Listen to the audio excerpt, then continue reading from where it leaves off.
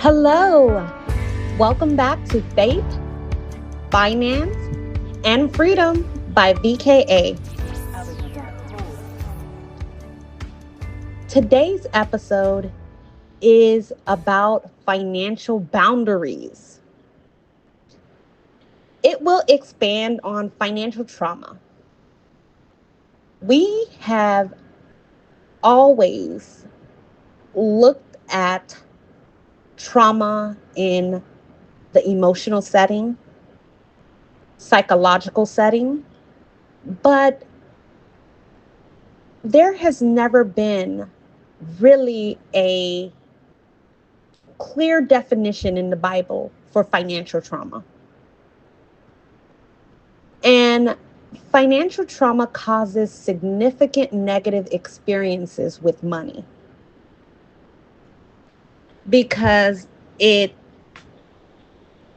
can cause you to have certain feelings and certain generational patterns, religious trauma, loss, betrayal and abuse, poverty and scarcity, which gives you financial anxiety.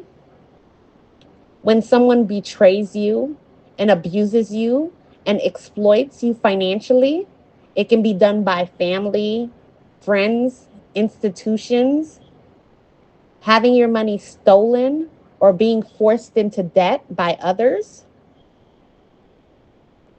And generationally, where if you're inheriting dysfunction in money beliefs or behaviors from your parents or grandparents, where you emotionally compulsively spend, hoarding, extremely frugality, avoidance of money discussions, those are generational patterns.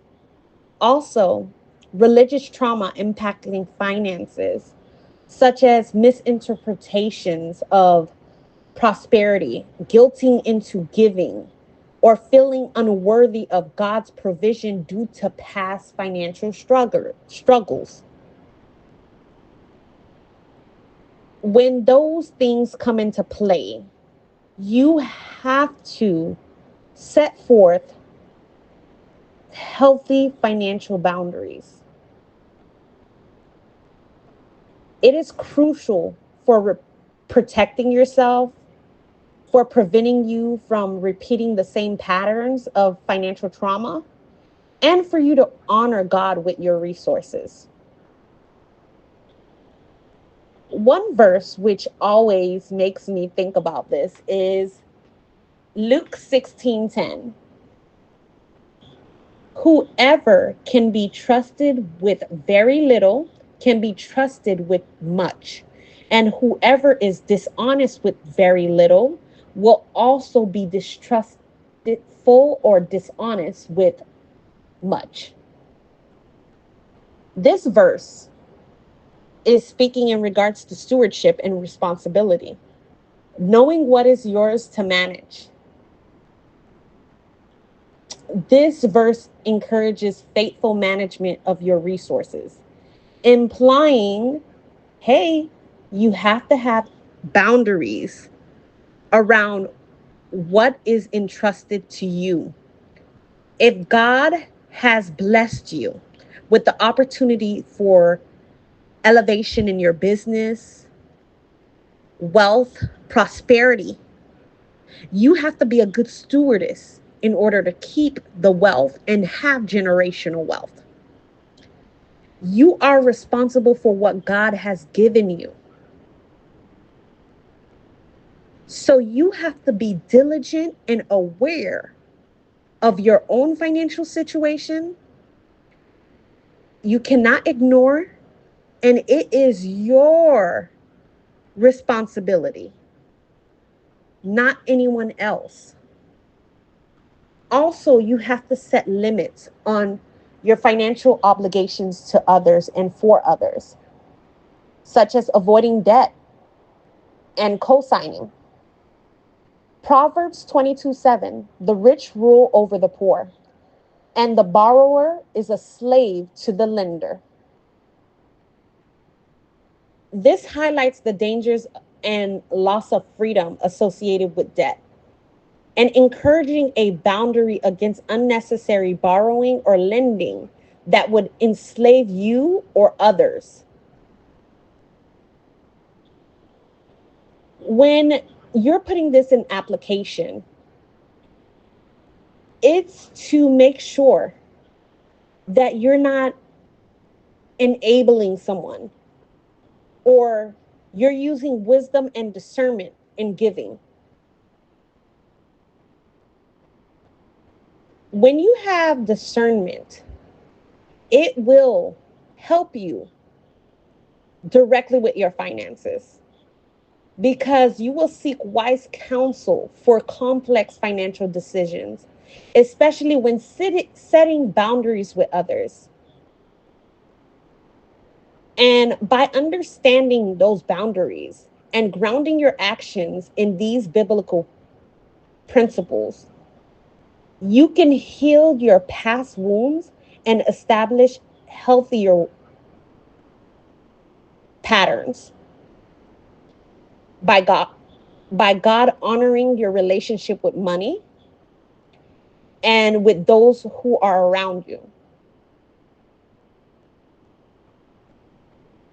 I want you to think about how God has helped you with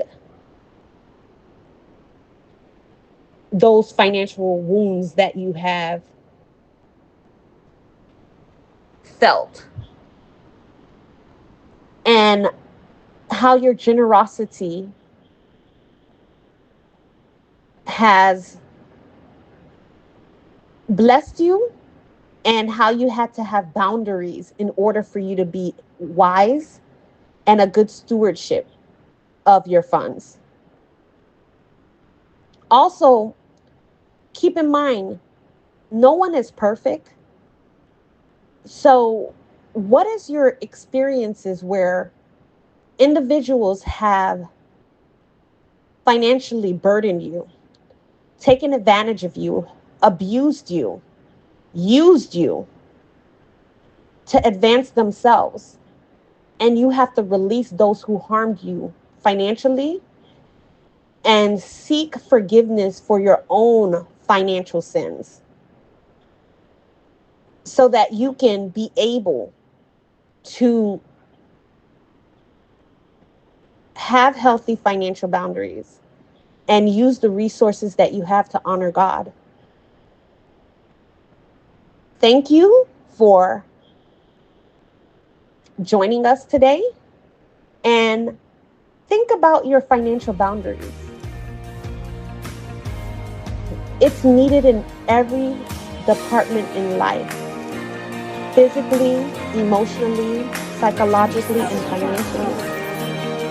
What are your boundaries? How are you going to set them up? Be blessed, and I can't wait to speak to you guys again. Take care.